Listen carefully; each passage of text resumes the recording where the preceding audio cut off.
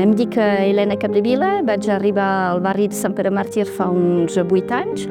Formo part de la segona etapa, és a dir, que hi ha un canvi generacional al barri i vaig poder justament ja començar aquest canvi generacional a través de l'associació de veïns. El barri es va construir als anys 50 del segle passat i és un barri obrer, continua sent un barri de treballadors i la intenció és poder continuar guardant aquesta identitat.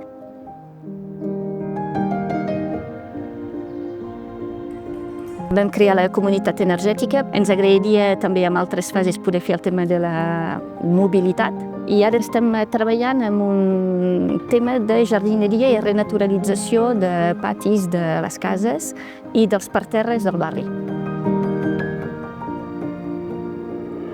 Des de l'associació de veïns i amb la col·laboració de veïns i veïnes del barri s'està intentant promoure més activitats socials, molt dirigides cap a la canalla, i això ens permet recuperar aquesta vida de barri com abans, no?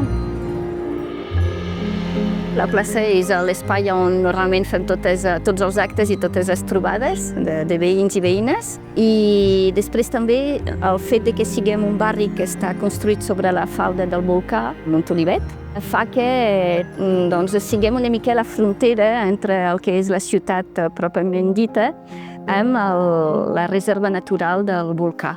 I això també ens fa una mica peculiars perquè nosaltres també tenim tanta tirada en el centre, a Olot, perquè sempre diem que baixem a Olot, com a la tirada d'anar cap a la muntanya Pelada i al volcà Montolivet.